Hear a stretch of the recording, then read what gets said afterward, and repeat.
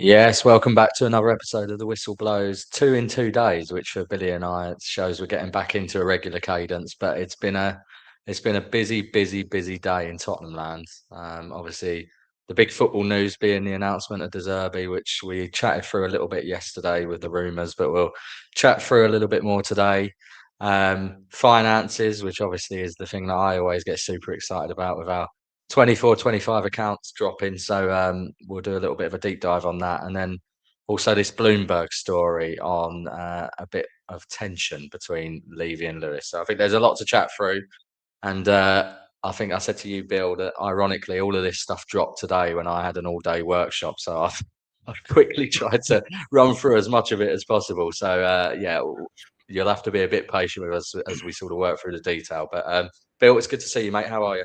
Yeah, I mean, this is like Christmas Day for our podcast, isn't it? Bloody hell, we've got the finances, we've got a new manager coming, never a dull day in Tottenham. This is what we live for, isn't it? Bloody hell. I just can't believe they both happen on the same day. It's almost like, the classic when you always hear about, I haven't even looked at the finances much. So I don't know if there's anything to bury, but try and bury the lead, don't they, with the news stories. I wonder if that's why they waited to announce it this day. There is maybe a little bit to bury in there. Yeah. I think we'll get into it for sure. But yeah, just before we get started, thank you to everyone who's already in the chat and already listening in. Please do drop us a like or subscribe if you haven't already. Hit the notification bell, and massive big up to Sean for already dropping in a super chat.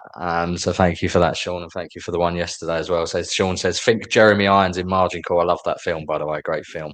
For anyone that's not seen it, talk to me like a puppy. Go light on the EBITDA. Thick fucker here. Come on, you Spurs. So I'll try my best, mate. I'll try my best to make it as simple as possible. And just on the admin side as well, mate, we've been a bit slack on the podcast recently, haven't we? But we do upload to Spotify and Apple and all those things. If you are listening on them, please drop us a 5-star review and all that stuff, because all that stuff helps as well. So I appreciate everyone that listens to that. And I don't know about you, mate, but I think this is a big thing as well, isn't it? April Fool's Day tomorrow, so I'm sure they were very keen to avoid any kind of announcement on that day. I did see that coming in the horizon and thought, they can't announce anything on April Fool's Day, can they? No, but I'm sure we'll get all of the classic memes, won't we, tomorrow about various bits. But yeah, Bill, I suppose before we get into some of the finance stuff, obviously big football news today, which is what we all actually care about. De Zerbi's announcement actually made. Obviously, we chatted through this, as I said, a bit yesterday. It looks like, if you go by most of the journos, and got Sammy Mockbell from the BBC's tweet here, 5-year deal, also with no relegation clause. How are you feeling now you've had a bit more time to sort of digest and think about this one, mate?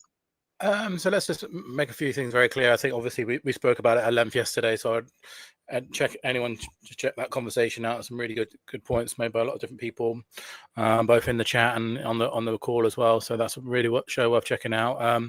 I think now, and it's not easy to do this all the time, but I think it's about focusing on Tottenham staying up now, isn't it? Really, I made my opinion very clear on this appointment, but I think it's time to get behind the players again, as we've said the whole time. Obviously, it was a big part of that bus meeting. It is time to now focus on Tottenham keeping up. And I think my problem of this appointment, and one of the problems, I think, is that I'm worried that the sort of split fan base is going to be a distraction for everything. I think now it's time to really get behind the team again and focus on Tottenham survival. This is a massive play from the boards, whether you like it or not. And, again, no secret which side on that I was speaking about yesterday, but you can't deny that it's a huge move for the football club. 5-year contract. I think no relegation clause is massive as well. Can't deny that. That's a big thing. Obviously, the problem with that is this guy doesn't really care much about clauses. As he left his previous job, he quit. So, I'm not sure. We'll see in the future how much that comes into relevance. Hopefully, it wouldn't be a discussion point at all. But it's a big play. And, as I was saying before I think on last one on Spurs, myself and you and everyone that we sort of speak to a lot, we ask ENIC to be ambitious in the things that they do. And I think this is an ambitious move, right? Like it is like you have to, it's not like going for an interim, and this is an ambitious play from them, whichever way you dress it up. They have gone and got an actual manager for 5 years. They've chucked an awful lot of money must be thrown out. I'm sure the finances will come out. But I don't know about you, mate, but I think you have to label it as an ambitious move, right? Yeah, you do. I think you're right. It would have been easy for them to go for an interim again. I mean, look, there's been a lot of talk about the wages that he's on, the 5-year deal, all of this type of stuff. For me, I think, and you know, I say this as a numbers person. I think I said this to you yesterday, Bill, that I don't really care, you know, about, because in the grand scheme of things, the potential cost here compared to the potential cost of going down, it pales into insignificance, right? And for me as well, the thing you've got to remember is, you know, very, very unlikely that we'll end up paying out that whole deal. There'll be a whole host of break clauses. I know they're saying there's not a relegation clause in there, but for me, I'd be shocked if there's not a whole host of clauses that says, you know, if he leaves within a certain amount of time, or if he leaves in a circumstance where we've been relegated, X, Y, and Z happens. They've obviously had to, you know, De Zerbi held all the cards here, right? We because of the actions of this ownership over a number of years and the situation that we've put ourselves in, we are in this situation where we are not holding the cards, right? And this is going to happen. Hopefully, we stay up, right? But when we go for players in the summer, we're going to have to overpay for for players, as I was saying yesterday. Yeah. So I think, you know, this is just the situation we're in now. And I think when I say it's an ambitious move, that's not to forget the only reason why they have to do this kind of thing is because of the absolute fuck up they've made to get to this point. Like that, this was like one of their only players left. Like, it's not saying it's ambitious and it's, you know, proof that this is a new ownership or a new outlook or anything like that. They backed themselves into a corner where there were two ways out. One of them was getting an interim. The other one was spending a shitload of money on a manager that you actually want. And they've done the second one, which I guess is preferable. But again, you know, we'll see how it works out in hindsight. But it's definitely a move and a play, but let's not forget the fact that the only reason why they're in this position in the first place is because of bad mistake after bad mistake after bad mistake. And the January transfer window and Tudor and Frank and all that kind of stuff has led them in a position where the only way to get out of it is either gamble on someone like Harry Redknapp or Glenn Hoddle or someone like that, or pay an absolute fortune to a pretty whatever you think about De Zerbi morally and all that kind of stuff, at the very least, he's a massive live wire. So it's a big, big play, whichever way you look at it. Yeah, what it reminds me of massively is that situation where you'll remember it. It was El Sakiko, right? Nuno versus Ole Gunnar Solskjaer. We lost 3-0. I think it was 3-0, wasn't it? Against United, and I remember him taking Moura off and the fans booing Nuno. But then it very quickly switched on to Levy, and it was one of the only times where I think it's got pretty toxic in the stadium itself against Levy. And Levy did that classic, oh shit, let's throw 15 million quid a year at Conte. And you know, there's so many parallels between Conte and De Zerbi as characters, not least that they're both Italian, but just in terms of that fiery personality and the way they are. And you're right, I think it does feel a bit like that this is both their only option that they felt, you know, that felt credible, and we have to throw money. And Stu, big up to you, Stu. Nice to see you in the chat, mate. You're right. It is ironic that we will spend money on managers, but then scrimp on players for wages or whatever else, and then don't give those managers the backing that they need. So we'll see. But I mean, in the grand scheme of things, it is ironic for me, because if a manager is successful, right, they are worth every penny that you pay them, because you don't have to pay a transfer fee typically. I know sometimes you pay compensation, and you know, a good manager can make more difference actually than one player can, right? And they can't get injured. So yeah, exactly. Well, don't know about that. We'll find a way if we can find a way to injure him. Sure. Conte had a spell out with an appendix, didn't he, once? That's true, actually. Yeah, that's true. Two things on that. One is a question to you afterwards. The first thing is, it's funny the revisionism on Levy and stuff that's happening lately. I see a lot of people saying, do you want Daniel Levy back after this? For me, is a resounding no. And I know we spoke about this a lot. For me, a lot of the stuff that we're seeing right now is a direct result, not least the two idiots that he's hired are why we're in this mess. I also get the feeling, I don't think Daniel Levy would have done this. I think he'd be too terrified of De Zerbi and his temperament. Daniel Levy was a massive egoist, wasn't he? And I think he'd have probably learned from his Conte mistake and said, I'm not doing that again. I'm not going down that path. So I don't think my personal opinion is I don't think Levy would have done a play like this personally.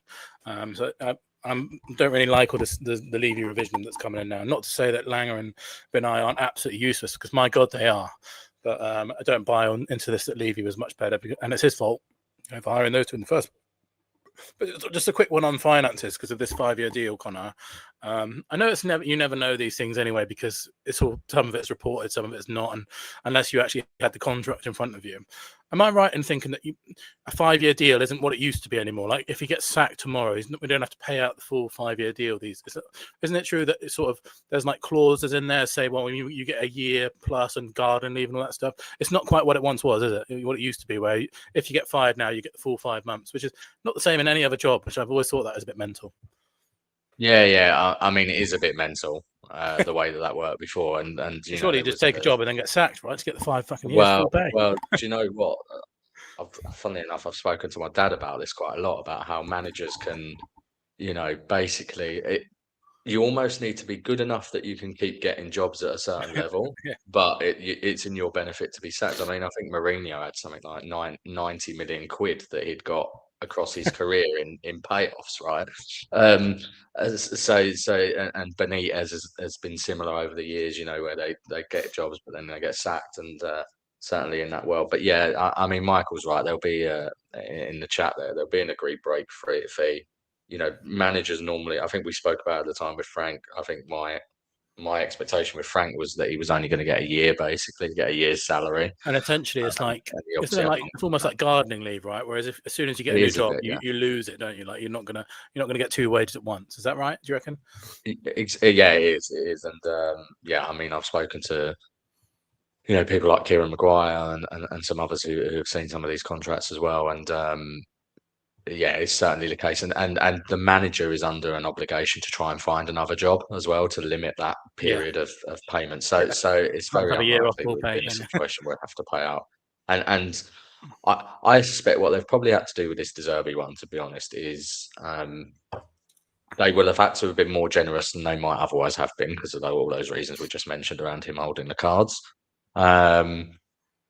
But they had to throw money at it, right? I think that they didn't want to put a relegation clause in there on purpose, because they didn't want, optically that wouldn't look great, would it?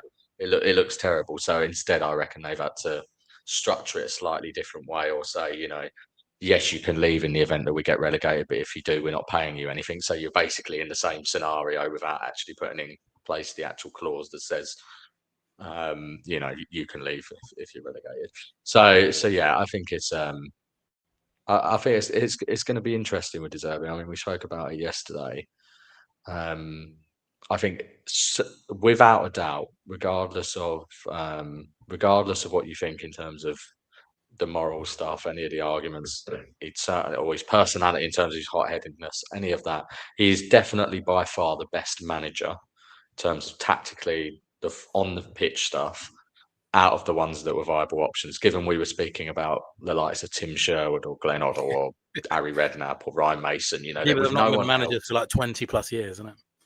No, exactly. There was no one else even close to the caliber of De Zerbi, and that's not to say that De Zerbi is, achieved in the game what a Conte or a Mourinho have achieved.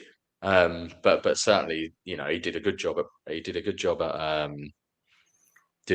Brighton, got them into European football for the first time, and then did a good job in Marseille before it blew up, obviously taking them from 8th to 2nd. So it's going to be interesting how it plays out. I think my worry is, and we spoke about it yesterday, so I don't want to cover it in too much detail, but I think, as I said yesterday, Bill, why they didn't just throw the bag at De Zerbi and make this happen when they got rid of Frank, and we would have had 5 more games that De Zerbi was in for.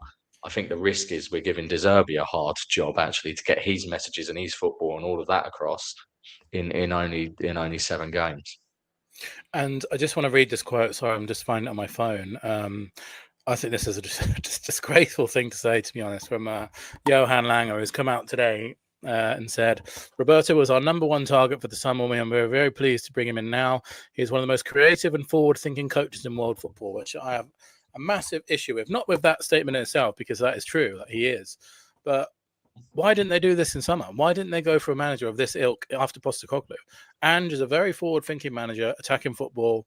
It's what I love. I love my Tottenham to be attacking football. De Zerbi is the same. Why have they gone to Thomas Frank, who is a pragmatic, as we saw, all season, and they lined up all this bollocks about, no, he's going to be attacking like as Brentford were in the Championship. Didn't happen. We were never attacking really under Frank. We bought loads of players like, Conor Gallagher and stuff. No one really suited to the same kind of players that Ange would buy or De Zerbi would buy.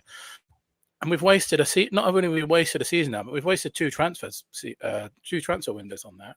I think Kudus, you could probably, and Xavi, hopefully, are players that you can, can fit into a attacking team, no doubt. But players like Conor Gallagher, not really. Paulinho, I think I'd be very surprised now if Paulinho makes it here next summer. Obviously, that's a loan deal. So it just seems like a complete waste. And we've said this so many times, Conor, isn't it? It's like, there's no strategy or no thinking in the management succession at Tottenham. Like, you go from Nuno to Ange to Frank to De Zerbi. In terms of let's have it right. As much as I have my gripes with disappointment, De Zerbi is exactly the type of football that I want to see at Tottenham. I love attacking football, love possession. He's a very, very modern manager, inspired by Guardiola. I love all of that. And that's what, I'd be much happier if we'd have gone and give someone straight after Ange 200, 300 million on playing those kind of players to play for Tottenham, and that's what I want to see moving forward. And hopefully this will be a good start of that. But I just thought it was a bit ridiculous of Langer to come out and say, well, we've been looking for a forward-thinking manager, isn't it, after what we've seen in the last two appointments after Ange. Yeah, it is. I mean, it's a bit like, again, the Nuno appointment, right? When Nuno was appointed, it was the same messaging about, we want a forward-looking, front-footed manager with Nuno. And I think all the rumours are that basically Paratici showed Levy a couple of clips of Nuno when he was at Valencia, and that was almost enough to convince him he was, a front-footed manager. It's probably a similar-ish thing with Frank. I mean, to me, look, I don't personally get as hung up probably as some Tottenham fans do on the whole, we need to play a certain way. But at the same time, I do get that the problem with playing not that way is as soon as you start losing, it's worse to lose playing shit football than it is to lose. I mean, we're all pissed off when we lose, but it just makes it even worse, doesn't it? So, and look, with De Zerbi, I mean, I think you read a lot of the quotes from other managers like Guardiola and a lot of the analysts, and they say he's been one of the most influential managers actually in terms of his coaching style on other managers in football over the last sort of 10 years or so, right? So we are definitely going to play better football under him. I just remember a couple of years, I think I mentioned this yesterday. I just remember watching Brighton at the Emirates a couple of years ago. This is when Arsenal were top of the league, rocked up at the Emirates. I think they had like 60% possession. I think they scored 3 goals that day. They won. And I'd never seen anything like it, to be honest. This was at a time where this is when Arsenal were playing proper football rather than what they eventually moulded into. And they were smashing teams with like 70% possession every game. And De Zerbi, I've always thought when I saw that, I thought, wow, this guy is something different. And then again, like I said, I'm only going to mention it one more time. It's a shame that the other stuff has caused a distraction in that. And I hope we can, we'll have to start focusing on football now, whichever way we start. We'll have to start getting by the team. But I think in terms of a footballing appointment, it's very, very exciting. I just thought we could just touch on that for a minute because I've got 2 questions here. And would like to ask this in the chat as well. And we did mention it a bit yesterday, but only at the very, very end. Just thinking about how do you think our squad is going to shape up this season for the rest of it? Because this is an interesting one, which we did touch on yesterday about Basuma being key. De Zerbi got the best out of him. And this is a really interesting one here because I have seen this tweet doing the rounds about Kudus. Under De Zerbi, it's not going to work. He holds onto the ball too long. I don't know if you guys have seen it on Twitter. It's been flying around today. Brighton agreed a deal with Ajax at the time for Kudus when De Zerbi was manager. So De Zerbi, they agreed a fee, and then I'm not sure if he failed a medical or something like that, or something failed. Yeah, I vaguely remember it at the time, but And so De Zerbi is obviously a big fan of Kudus, which is interesting. But I'd like to ask this to the chat as well. And we did touch on it yesterday a little bit, but who do you think De Zerbi is going to like playing with in our squad, for the last 7 games? And I know, obviously, when this is wrapped up, we will then talk about who we're going to buy in summer, but obviously we've got 7 games to save our football club. So who do you think he's going to rely on in those 7 games? I think, I mean, I mentioned it yesterday. I think Xavi Simons comes back into the team, and I Yes, think he'll play. I think he'll play in the 10. I think, I think it will be 4-2-3-1. Your classic, which we discussed yesterday, is definitely preferable. I think rather than seeing Porro playing centre back and right midfield or whatever, and whether we were playing the 4-4-2 or the 3-5-2. So I think Romero is going to be a really interesting one. yeah, Because Romero has definitely lost his head this season. yeah. He is quite clearly frustrated, pissed off. He's quite clearly. I mean, my read of the situation is that he was promised certain things in signing that new contract, and then he's seen what shambles this season has I mean, there's been. even talk this Now week that's about gentleman's agreement, wasn't there, as well? Yeah, exactly. And look, that's not to excuse him either, because there's a level of professionalism that you should have, and I think he's been a poor leader. But I think one of the benefits of bringing De Zerbi in compared to bringing in an interim, particularly an interim who hasn't managed in the game for 10 years, for example, is that you would hope that the players will buy into this more. Yeah. I mean, the other thing for me is if that story that Ornstein dropped is true about the fact that their wages will be reduced by 50% if they go down into the championship, I think you've got then that double pronged message, which should basically be, look, if we get relegated, we're not selling you. So, And do you think that and message will now be stronger now that it's been reported that there's no well, relegation this for is De Zerbi as well? that Because he's that going to be yeah, like, well, I'm exactly, staying, so exactly. So you'll fucking it's stay as sort of well. not just that, but there's also now a manager that is on, for the longer term as well. So, in theory, so I think, yeah, I mean, Alan Smith has just said it. It's back to basics. I think it's back to players playing in, trying to put round pegs in round holes. We're getting players back from injury, which is obviously helpful as well. Obviously, I know fans don't like to hear it, and I don't even like to say it in terms of almost make it feels like you're making excuses. But the injuries we've had over the last couple of years have been ridiculous, and it's unprecedented, right? It'd be interesting to see And because so obviously, I mean, I haven't done the research on this, but I imagine De Zerbi is probably not. The style of football that he plays is obviously not too dissimilar to Ange, so wouldn't surprise me if it probably the injury. I don't think the injury is going to stop from this appointment, is it? It's probably similar kind of. There's a lot of demands on players. no, yeah, I think that's right. But to be honest, I mean, my reflections on the injuries. I spoke a little bit about this when I was on Tottenham Touchline, Ferg's pod, because he was asking a question about whether the pitch was to blame. That conspiracy theory that's been doing the rounds around. Is the pitch to blame? And for me, it's simpler than that for me, because we've been playing in that new stadium for 6 years, right? And our Yeah, injuries have actually only got particularly bad the last two. yeah, Before that, we were sort of in the pack of the yeah, average, right?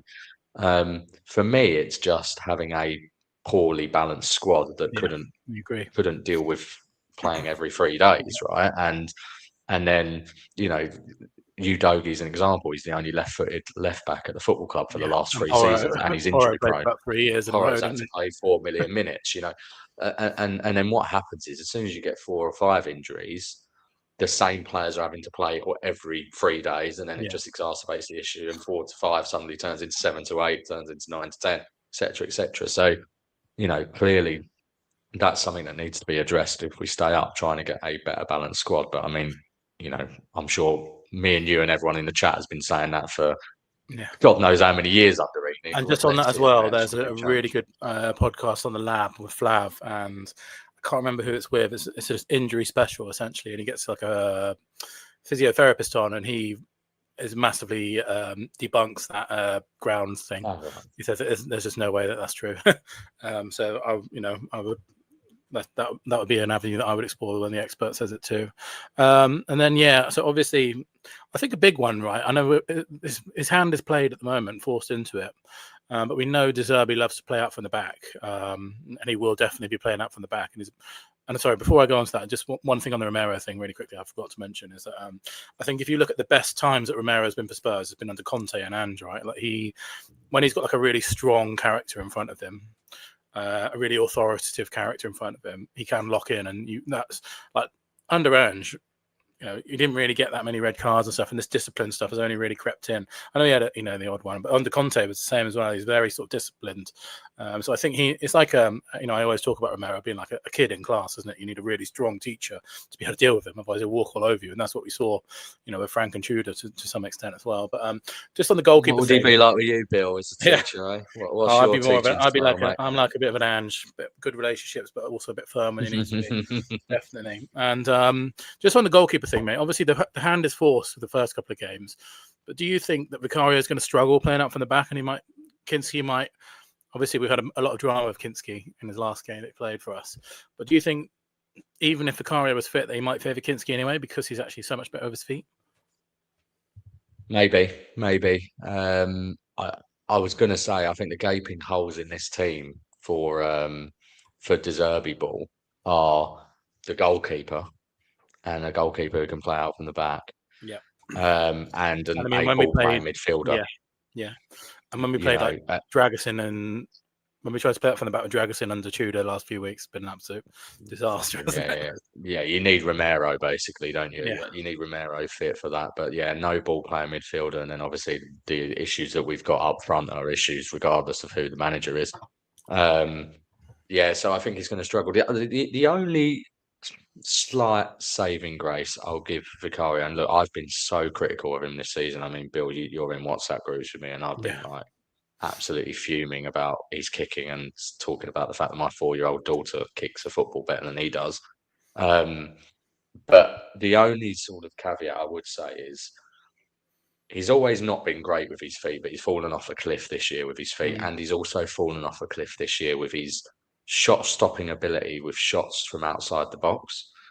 And it does make you wonder whether this hernia has played a part in that, because of the fact that they reckon he's been playing with this hernia for months. And there's someone did some stats on Twitter of like how many goals stopped that Vicario stopped in his 2 seasons before this one.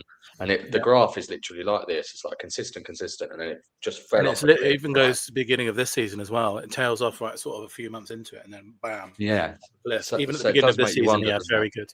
Yeah, it does. And, who knows? I mean, it might just be that simple that he's, playing through a hernia for months as I think his name's Otter, isn't it? The goalkeeper coach seemed to suggest on Instagram by saying he's been playing through this pain for months. I mean, to me, that would ring alarm bells saying, well, if you knew this in January, why didn't you sign another keeper if you don't rate Kinski? I know Kinski nearly went to West Ham, and what were we doing there then if you knew this was coming? So, but still, I think that would be true as well. And interesting one, I think this guy is going to come up a few times this season. As he always does when we get a new manager, is Basuma. I did see that Kevin Prince Boateng interview where he said that De Zerbi doesn't like anyone laughing in training, which is probably a big red flag for Basuma, who seems to be laughing whenever you see him on a video. But I kind of get the impression, I don't know what you think, Connor, like he's one of our only good bastards of football, this guy, Basuma. If you can get Basuma locked in and playing well, then I think he's one of our best midfielders. It's just a shame that he is so unbelievably unreliable in terms of discipline and concentration. But there's definitely a midfielder in there, right? And I mean, he didn't play for Brighton under De Zerbi, which we clarified yesterday, but he knows how to play this kind of football, right? Yeah, he just needs a lobotomy. I think that's the problem with. He's so frustrating. I mean, Basuma, if you look at when he was at Brighton, pre De Zerbi, I remember Brighton coming to play us in a cup game at the new stadium, and Basuma absolutely ran the game. I remember, and he had that little spell as well, didn't he? And I obviously thought he was very good in the in the Europa running as well, wasn't he? Like the semi-finals and final. Yeah, but unfortunately, he's just one of them. I think that's never going to have the attitude. But you're right in terms of he's definitely the best passing midfielder out of those that can play deeper. So. It'll be interesting to see what De Zerbi does there, but I think he's going to struggle with who we've got. So many, all of our midfielders, because even Basuma, right, I mean, he's the best out of them, but he still he has brain dead moments on the ball, doesn't he? I mean, that for me has got to be an absolute priority in the summer, hasn't it? To buy a midfielder that can pass last the summer ball. as well, didn't we? But yeah, it's got to be again. Yeah, it's got to be. And I think the problem is we're so. we've been so terrible this season that the likes of Elliot Anderson and Adam Wharton are just right off our radar now. So we're gonna have to get the scouts out, I think, for that one. But either of those would be absolutely ideal, but they're just not realistic targets anymore because of how much of a shit show that we are. And interestingly, a mutual friend of ours who has appeared on the show, I believe, did say to me that apparently Basuma's got a 1-year option, so he could either go for free this summer or extend. I mean, we might not hear the end. We might not see the last of him in a Spurs shirt this season. I think now. I think Basuma might be our longest running player behind Ben Davis now because we signed the Conte, wasn't it? That's a very scary idea. He's got to be up there. He's got to be up there. Because he played for Conte. That's how long ago that was. But right, let's move on to it then. I'm going to introduce this bit because I'm not going to offer much in the way of insight. I'll just be able to use the expertise of our good, gracious host here, Connor. So I'm going to ask one question just to kick us all off. Obviously, we are going to do probably a few different insights into this because obviously it's only just dropped and haven't been able to go for it with a fine-tooth comb like I'm sure we will do in the future. The finances dropped today, and my initial question to you, Connor, was there anything in there that made you surprised just from an initial reading? There was a couple of little surprises. I think some of the stuff we already knew was going to drop in there, like the revenue number, for example, because Deloitte do their money leak. We obviously did the show back on that in end of January, February time. You also had the UEFA landscape report as well, and so I think in terms of the revenue number, we knew where that was broadly going to land, and we also had a bit of warning about where the loss before tax was going to land because that was in the UEFA landscape report. So they weren't particular surprises, and some of the other numbers were sort of broadly there or thereabouts with what I expected. And I'll go on to some of the details. There were a couple of bits in there which were a bit more eye-opening, I think, / worrying.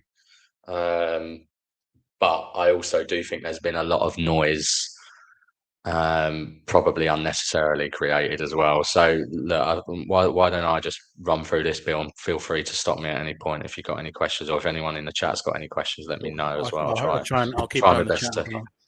Yeah. So look, I think the starting with revenue, obviously, as you can see on the screen, I've just brought up the screenshot from the headlines that Tottenham put up. But one of the things which was interesting for me, Bill, is normally Tottenham put like a bit more of a statement around this as well. Like Daniel Levy used to always do a little write up underneath of like, thanking the fans for their support. Is this the first of a statement of this kind since Levy's gone? Is this like the first point in the yes, it is. Yes, it is. Yeah. So ironically, the one that Levy put last year was the reason why I set up my Twitter account and got really heavily involved in terms of like, it was the straw that broke the camel's back, because the statement he put up last year was almost worded in such an arrogant way of like, you should be thanking us for the great job we're doing. And I do remember all you peasants don't really understand that we have to act sustainably and all of that crap. Didn't he say people always ask me, didn't he, or something like that? And I remember that. Yeah.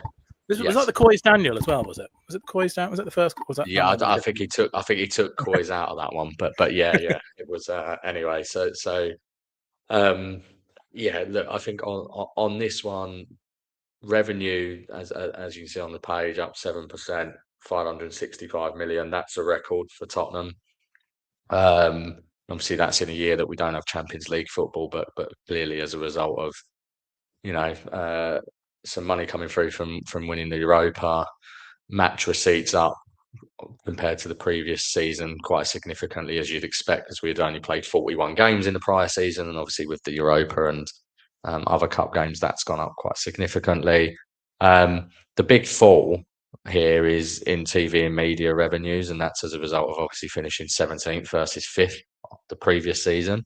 So you've lost out on a good 30 million or so as a result of that. And the problem for that is that 30 million or so that you've lost out on basically comes with no expenses attached to it, because it's just effectively prize money.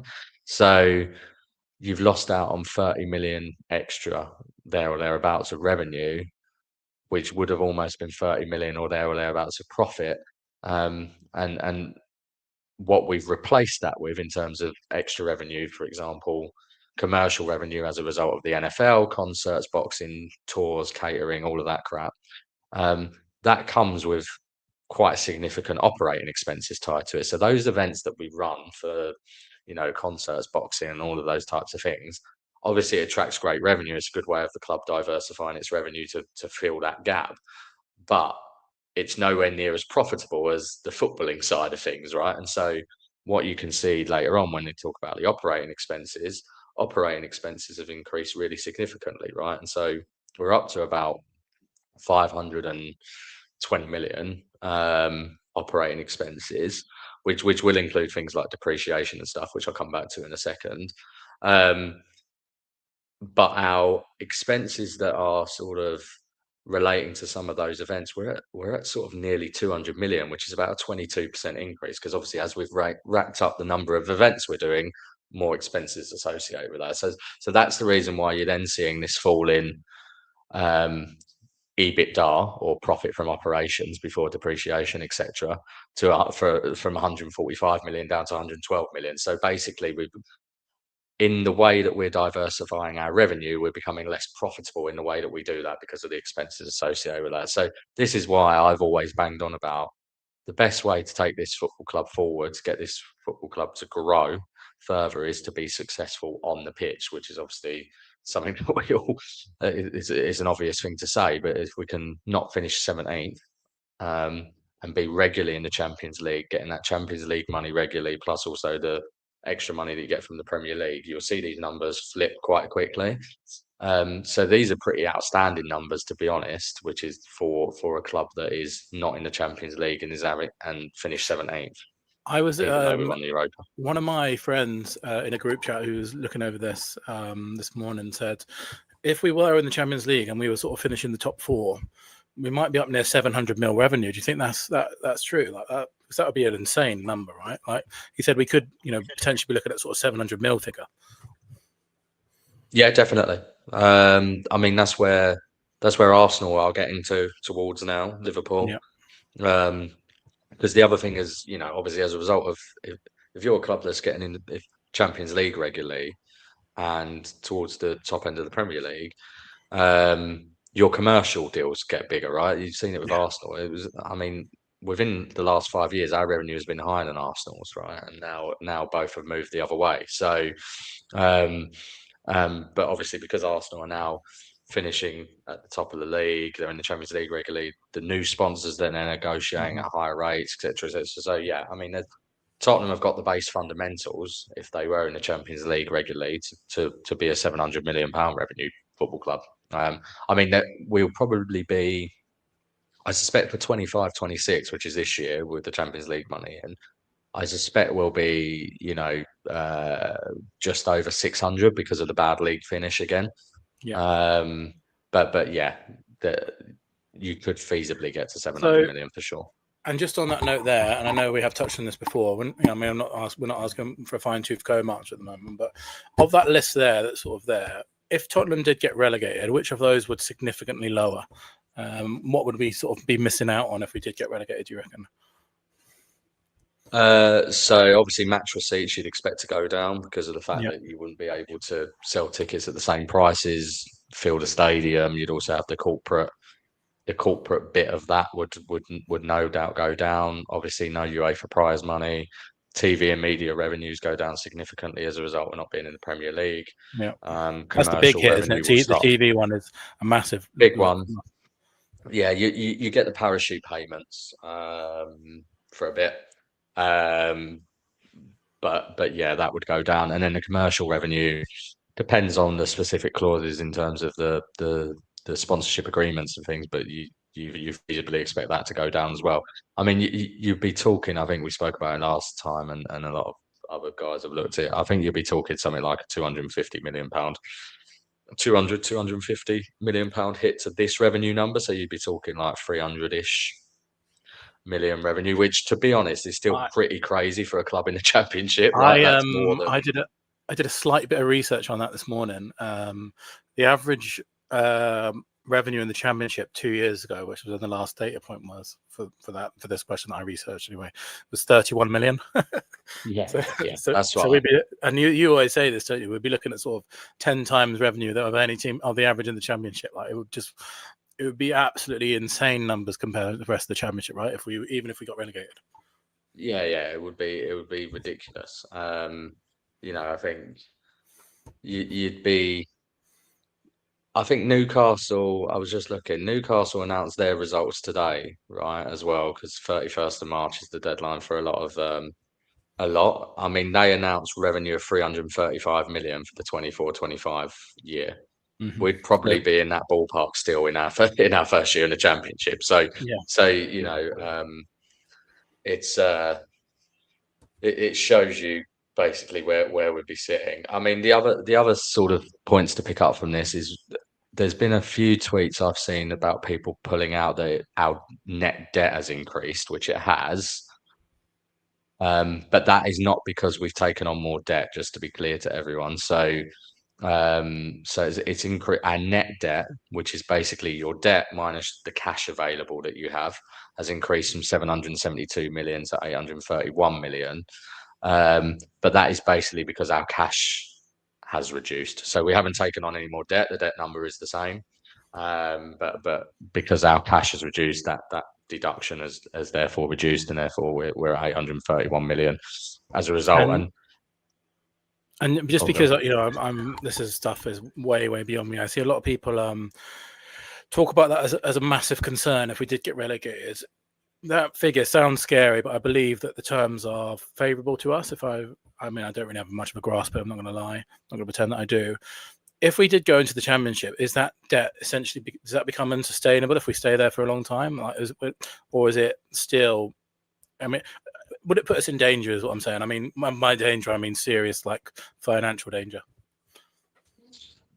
no, is a short answer. I think we're not paying off the debt anyway at the moment, right? So all Yeah. we're basically doing is servicing it. The interest cash cost on the debt is 30 million there or thereabouts.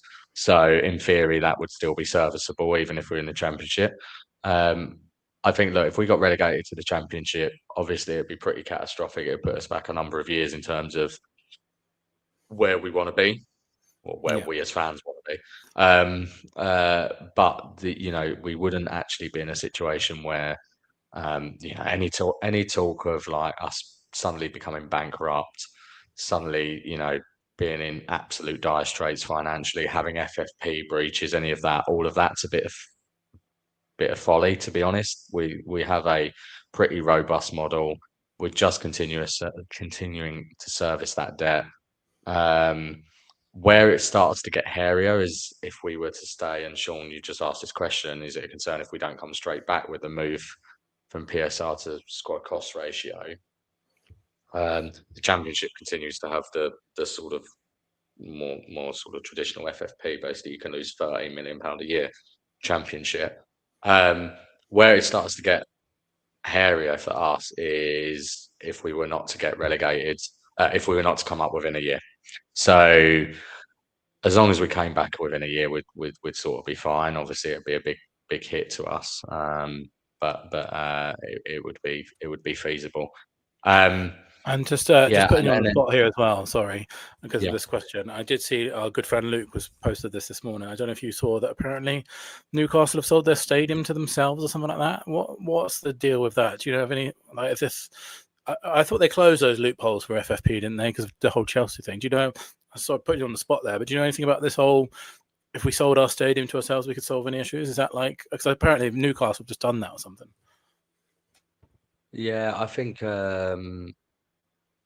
I haven't looked at the Newcastle one specifically. I did see the message, but the for the European for the for the European rules, they stopped all of that, right? So Yeah. that selling of your women's teams, selling of your hotels, selling of your stadiums, all of that crap, that loophole was closed for European rules. So all of it was added back, and that's the reason why Chelsea are in such dire situation in terms of the European rules and are inevitably going to end up getting a ban from the Champions League. That will happen. because they're not going to be able to get themselves out of the settlement agreement that they've agreed with UEFA, because their financials are in such a bad position now. Obviously, everyone will talk about the pathetic fine that Chelsea got from the Premier League, and the FA in due course will probably be the same. But they won't get away with the UEFA thing, and they will end up with a ban. So that all got stopped from that perspective. People used to do it for PSR in the Premier League, so Villa did it, obviously Everton Chelsea did it did as well, it. didn't they? I think. Sounds Everton, Newcastle have obviously done their stadium. I'll have to look into the specific details of whether it was for that reason. But yeah, I don't think we need to worry about any of that stuff, to be honest. And do you think And then if Marshall, let's just, I mean, this is catastrophizing to the extreme, but if we were in the championship for 2 to 3 years, do you think we might be up? Is that when the finances might really catch up to us? it starts to get a lot more challenging for sure. You'd have to fundamentally start to change the model. As I say, I don't think even in the situation we get relegated we have an issue, because I think we've got a number of levers that we can pull from a liquidity perspective if we need to fill the cash flow gap which will inevitably be created. And then with the player sales and stuff, we're not going to get into any FFP breaches, and to be honest, we probably wouldn't anyway, because of the robust model that we've got. As I say, as we get into 2 to 3 years, that's when it becomes more difficult. You're probably just looking at the fact that you have to sell more players and more players and more players, and to get yourself into a situation where it doesn't create you big issues. But yeah, let's touch wood we don't get into that situation. And speaking of millions of pounds of debt, please do like and subscribe to the show so we can get out of our personal debts that we're in on this show. We really appreciate any like and subscribe. Thank you very much again for loads of people that are watching tonight. It's really appreciated, and love having your input in the chat as well. It's a really, really lovely community. Obviously, and I know that we will be touched on this a few times over the next couple of days, because Paul Connor has been at work all day, hasn't had a chance to have a deep dive into it. But one thing that has, Connor, and no surprise that these two names popped up. I knew it would not be the last we hear of these guys. Cullen and Levy seem to have made a couple of waves. No surprises there for anyone that was sort of, remembering that this was over a period when they were both there. What's the fuss about there? What's happened with those two? Yeah, so this is ridiculous beyond belief. Again, I mean, we'll start with Levy. I've been critical of the amount that Levy has paid himself, or Tottenham have paid Levy, but de facto he's paid himself in terms of remuneration over the years, because he's always basically been the highest paid director of any Premier League club. That's the case again this year. And the argument I've always ran is that, given his ownership stake in Tottenham already, and the fact that he's getting, a sort of big wealth generation as a result of the fact that the shares that he owns in Tottenham are going to be worth the best part of 900 million, £1 billion if we stay up. I never felt that he needed to be in a situation where he's paying himself so much remuneration for the day job, and so much more than anyone else. And this year, his last year, the 24-25 accounts, it's at 5.7 million. So almost a 2 million increase on the year before, which is just ridiculous again. I mean, and if you sort of think about the way that he viewed player wages and how we scrimped and saved on player wages, it's a shame he never took that same approach to himself. So I think that's one that's pissed off fans. But then one that I think that has pissed off fans even more, highlighted here, is this 6.6 million of payments that's gone in respect of past director communication compensation for loss of office. This can only be for Donna Cullen, because Daniel Levy's will be in the next set of accounts, because he left after this set of accounts. So this will be in respect of Donna Cullen, I believe. And I think Stefan Borson said the same. 6.6 million quid. We're in the wrong It's job, aren't just we, mate? ridiculous. And I think Sam Zed, big up Sam, has just said that payoff as a percentage of the overall operating expenses for Donna Cullen is absolute madness. And look, I work in employee pay, I think I said to you before, and for someone of her type of role to get that type of exit package is yeah, there's no other way to describe it other than absolute madness, as Sam has said. So And if you I just as a hint on what's coming, by the way, Connor and Sam are two of the very best minds on this, and we're going to try and collab together, aren't we, at some point with Dr. Tottenham and get you both together on this, because I think the two voices you want to look out for on this stuff is Connor and Sam. So definitely going to try and get you guys together to make sense of this, because I think, certainly on my own personal experience, I can't make head or tail of it without without listening to you guys. But the way that you both explain it is just so good. And I mean, I don't really know what, I'm that baffled me though, in particular, the fact that, it's just ridiculous, isn't it? £6 million for essentially being a PR, like, wow. Yeah, the other thing is it makes you wonder what you're going to see next year, right? This is what I was going to say as well, because Levy's exit thing has not been published yet, right? No.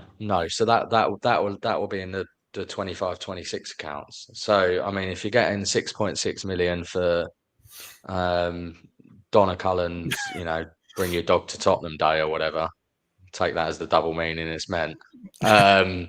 It does make you wonder what sort of exit package we're going to see for Levy in due course, right? It's just and maybe this time next year we'll have a little whistleblowers competition, so you can get the amount nailed on, and the winner will get half of that prize. Yeah, it's absolutely outrageous. But yeah, I think the only other things just to pull up from the accounts, and as I say, I'll probably do a bit more of a deep dive at some point, is look, the loss before tax, as you say, on the face of it, looks a scary number. The sort of 94, well, the loss for the year after tax is 94 million. It was 120 million before tax, versus 26 last year. Looks like a nasty number, but to be honest, I never get that interested in it, because a lot of it's accounting. If you think we've got sort of 50 million pound of depreciation that goes into that, which isn't really a real cost. You've also got 23 million where they basically revalued some of our warrants. I won't get into all of the detail because I'll send everyone to sleep. But again, is not really a real cost. Obviously, poor Premier League season. We've still got fairly heavy amortization. You had just shy of 12 million in exceptional items as well, which was basically onerous employment contracts, which would be a combination of Ange and Frank. And can you just answer that question? Yeah. Why are we consistently making a loss year after year? That can't be sustainable. How would you respond to that? That's how football clubs operate. Yep. Would be my very, very simple, way to respond to that, is that it's very, very normal for football clubs to make losses from an accounting perspective, because the model is effectively that they are on the whole normally backed by money from the owners to make them sustainable. And then the play for the owners, why does an owner want to own a football club then if it's not a profitable business, is one, because of I think there's some intangible benefits of owning football clubs. You get soft power, those types of things. It's fun. It's more fun than owning, bonds or stocks or whatever, or should be more fun. Running Tottenham isn't. And then there's the end game, right? So the benefit of, you take Man City, for example, right? So Man City's owners would have bought Man City for, call it 300 million-ish. They've put in over £1 billion. When they come to sell Man City, it's probably a football club that's worth the best part of 5 billion, 6 billion quid now, based on the revenue number, and if you apply a multiple to it. And so that's almost the end game, right? That's almost you get at the end. That's almost like, what is it? They're about, Enoch are looking at a sort of 30 times investment, aren't they, in terms of what they paid for it to what it'll be worth. Like, they bought it for about 100, didn't they? And now it's worth like $3 billion. Yeah. So yeah, I think there's many reasons, but yeah, I think this one, it grabs headlines whenever you see the losses before tax, and people go, oh my god, it's crazy where we are, but it's not like normal businesses where, if you were running a normal business and the loss before tax was 120 million, you'd be worrying a bit more. But I think that's the simplest way to explain it. But yeah, I think, as I say, about 12 million in exceptional costs as well, which, if they don't break it down, Bill, but given we saw in the Brentford accounts, it was about 6 million quid for Frank. You can imply from that it's 6 million for Frank, and then the rest is for Ange. Yeah, I don't have any huge concerns as some people are really scaremongering. I think the one worry for me is the cash flow doesn't look as good as it used to. Mm-hmm. But again, that's by Tottenham standards, because to my point, the way that we sort of self-sustained was atypical, rather than the norm, and so we definitely had to put cash in to make up for that. And we are going to wrap up now very shortly, but I just wanted to touch on one thing as well, which again we won't do a deep dive into. But there was this Bloomberg article this morning, Connor, and everything sort of dropped at once as usual with Spurs. And I mean, I haven't actually. I haven't even read the article. It's been such a crazy day. But what's going on with this Bloomberg thing? Again, Sam also was talking about it earlier. What's the It's well, Bloomberg have dropped a couple, and Bloomberg are pretty reliable, right? When it comes to, well, as far as media can go, they are pretty reliable. The They're talking a lot, and I implore anyone to go and look at it. And I didn't tell you this, but if you're having issues with the paywall stuff, just go to archive.is and then put the URL in, and you can get the article. or reader mode on your mobile phone as well is also a good way to get. Yeah, reader mode also works as well on your phone. But basically, what this is talking about is the fact that there's more tension between Levy and the Lewis family. Daniel Levy is talking about potentially taking legal action against the Lewis family for the way that he was thrown out of Tottenham. He believes he owns more of the investment company that's a majority shareholder in Tottenham to reflect the work he's done at the club. I did chuckle to myself when I read this, because I thought, as well as the 50 million quid or whatever he's been paid since he was chairman of Tottenham, and the fact that he didn't put any cash in, and the Lewises were the ones that were funding any sort of cash calls, there was a slight irony to the fact that he thinks that he deserves even more than what he's getting, a lot of which has been built off the back of Tottenham Hotspur fans. But anyway, that being said, I've got no time for the Lewises either. So, but I think I did kind of think, right, that this was always in the works, right? Like there was no way that he was going to go down without a fight, was there? Like, anyway, if you've noticed his sort of behaviour and negotiation style, 25 years, he's never just going to accept being marched out of a football club. That this kind of thing was always coming for me. I think when there was an article a couple of months ago about him selling his shares, to the Asian conglomerate, and I just knew there was something going to happen like this always, right, with these guys. Yeah, and I mean, as Sam says, obviously it's in this latest set of accounts, is on the website. So in every set of accounts, what he actually owns, but obviously he's making some sort of argument that he deserves more for some reason. So it's going to be interesting to see how this all plays out. I think the worry for us as Tottenham fans, and particularly as fans who are critical of ENIC and want new owners of the football club, is this just makes, as Bloomberg themselves note, this makes it more of a mess, right? As to look at by, you got the two, be it the majority shareholder and the minority shareholder, having arguments about who owns what, and people being treated unfairly and all of that type of stuff. Accounting reviews being summoned by the Lewises, legal action being taken by Levy, potentially all of the complexity with the family trust, just makes it a bit of a shit show to buy. And I think I remember when Abramovich bought Chelsea, I think he looked at Tottenham at the time, if I'm not misremembering. No, yeah, you're very right. He was literally on a helicopter, apparently. Yeah. And one of the reasons that was cited as to the reason why he went for Chelsea rather than Tottenham was because it was simpler. And this sort of stuff adds to that complexity for any sort of person who's coming to look into buying it.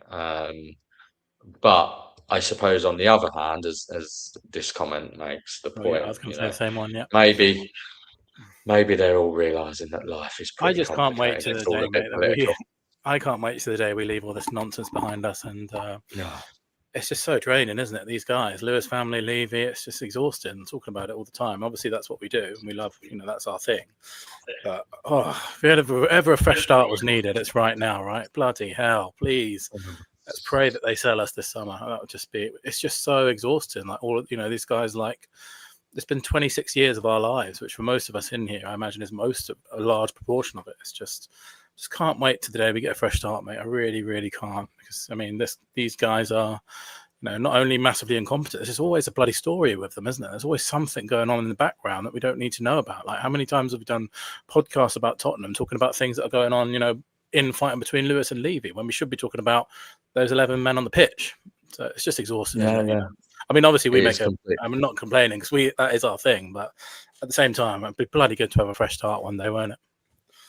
It will. I think it deserves, for all the talk of parades, celebrating buses and Europa parades, that is something that will deserve I'll tell you a parade right now, the day this they go. man here and on the chat there, you see Phil, the amount of ciders that he will get through when Daniel Levy and Lewis family leave this club for good will be sensational.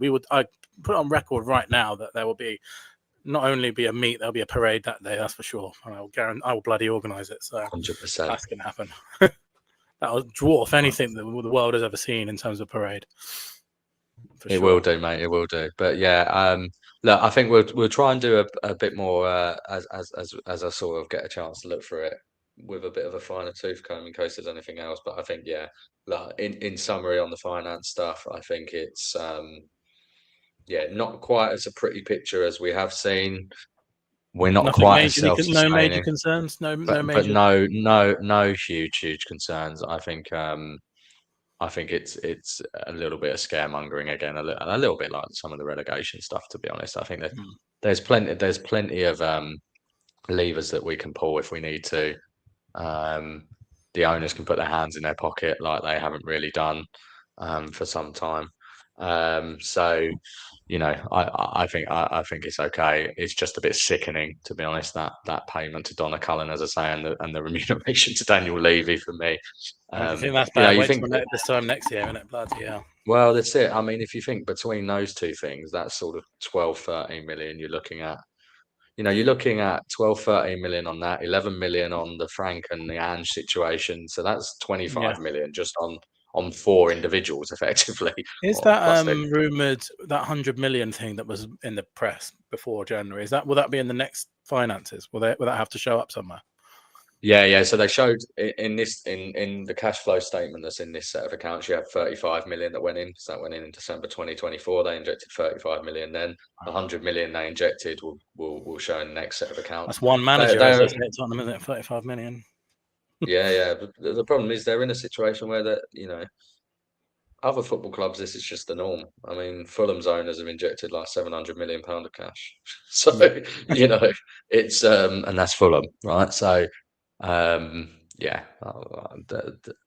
going to see this. I mean, it'll be interesting to see what happens if we do stay up. Hopefully, we stay up. And we will just sort of finish by going back to the important thing of football. Obviously, we've got a huge. I mean, I didn't watch the England game tonight, but I know England lost. I think I haven't actually seen. I don't know if any Spurs played, but we obviously got a lot of returning players coming back. But Connor, do you think just to finish off? Do you think we might see Kudus back in the frame now? I haven't heard of any injuries during the international break for once, which is a good touch word. I know there's probably still a couple of games to play, but do you think between now and obviously we'll probably see some dessert? And actually, I will finish with this question rather than that one. Actually, I think we'll probably get some more De Zerbi content tomorrow from the club. What do you make of these announcements about the coaching staff? Because one that is heavily rumoured, and got a good friend who will be on this podcast at some point who is very close to one of these people involved, and we will be able to get the inside track on that. And Sandro, who's very sort of, I think would be a very smart move from the club. And another one that came out the blue is Alessandro Nesta, like, for me, one of the best players of all time. So, do you think we're going to see any coaching staff announcement this week? And, do you think any players might return back from training? Yeah, I'd hope so. I think in terms of the coaching, I agree. I think Sandro obviously loves the club, doesn't he? I think that'd be a big sensible lift for everyone, as part of it. And he's worked with De Zerbi before, and I mean, he talks very, very highly of De Zerbi, doesn't he, as well? And I think that might, someone, is Sandro the ex-player? Yeah, so just as a little heads up, so Sandro was De Zerbi's captain at I forget the name of the team. It's one before Sassuolo. They have a very close relationship, and a friend of ours, Brendan, who will the Cheese Room, check out their podcast. He will be on this podcast soon, talking about it. Was saying that Sandro is very, very keen to come and work with him. Sandro got a job at Brighton because of De Zerbi. They're very, very close. So fingers crossed for that one. And I think we spoke about it earlier, and I need to go back into it, but like some of this, to try and help with that fan friction piece Yeah, as he joins, someone like a Sandro is helpful, yeah, right? Just massively. just for that. I'm not saying that undoes any of the concerns that people have got, Yes, but you get my indeed. point. And It we've just spoke, it's just not only that as well, isn't it? We've bridge. sort of spoke about how the Tottenham identity has been going a bit lately, hasn't it? So that would really help. Yeah, and then look, someone like a Nesta, I mean, he's just a Champions League legend, right? Football Yeah. legend. So obviously, I care more about his coaching ability, but he was rumored to be wanting to go and do a head coach role Yeah. somewhere. So obviously, he must have some ability, right, in He's terms probably of that. thinking, So right, if De Zerbi gets sacked in the next 10 months, as he probably would, then I yeah, could get the exactly. Tottenham On job. the next 7 games. Yeah, Yeah. yeah, yeah. Yeah, well, I mean, But easy. yeah, That no, and absolutely, that would be that like the obviously the people talk about awe and stuff like that, but that is literally one of the very best to ever do it, isn't it? And I remember watching that AC yeah. Milan side. I remember we played him. Nesta played against us. I'm pretty sure. My God, there's not much better than that, is there, in terms of a role model for our defenders? No, there isn't. And look, I think what it's funny with football fans, with all of this stuff, they all have short memories, I find. Yeah, Again, I don't want to get into it, but we've had many players at this football club, to be fair, that have done questionable things morally. yeah. A lot of our legends Van as der well, Vaart, unfortunately. Van der Vaart, who I absolutely love, Gascoigne, the list goes on and on and on. Mhm. Um, that De Zerbi stuff, unfortunately, because it's the way the football is, it will all be forgotten quite quickly if he can start running up and down the touchline, celebrating our goal, it'll be Mhm. the new Conte cam on the side of the pitch, right? Because De Zerbi for sure has got some passion, right? So And it's I gonna do be think as interesting. well. I think, and this will be something to keep an eye on. I think in that first press conference, it's obviously going to be asked about, isn't it? And I think if I was Tottenham right now, I'd be preparing the answer very, very, 100%. very carefully, because I think addressing it can go a long, long way to repairing some of that sort of concern that fans have. And I think if we're again, I'm not going to go too much into this because we've gone about it a lot, but De Zerbi made a mistake in terms of what he said. His action, so that it's quite different to the committing the actual crime, isn't it? So I think Correct. hopefully addressing it will go a long way, and hopefully they will prep that answer very, very carefully because it's a bit of a minefield. So yeah, I think that first press conference is going to be really interesting, isn't it? Which I think when we spoke to George Sessions at the weekend, I think it's going to happen. That'll be the Sunderland press conference. So we've got quite a while to wait for that one. Yeah, we have, and I think, look, to be honest, and look, we've had the guys on, and they do some great work, but I don't think the trust have done the best job in the statement that they've produced in Yeah, response to it. So it shows how we can all get ourselves tangled in messes when it comes to our words. Do you know what I mean? And Mhm. and and therefore, as you say, I don't think you should be judging someone's words in the same way that you judge a perpetrator, and in many Yeah. ways it feels like he's been judged as the perpetrator. But anyway, we'll move on from that. And this is Um, obviously an interesting point as well. There's no need to address it. Two things about that. Firstly, I think obviously with the amount of fury that is sort of happening, I think it probably does need to be addressed. Whichever side you fall on. But the other side is it's irrelevant, kind of, because it will definitely be asked. Like they're definitely going to ask it. yeah, yeah, There's no way he's that going to they be will. asked it anyway. The press Yeah, will yeah, definitely ask it. There's no doubt about that. And agreed. I think we've spoken about it a lot, and I think we just want to be talking about our football club at the moment. Relegation. We have 7 games to save ourselves. So I just hope that Tottenham can come out with a really strong answer.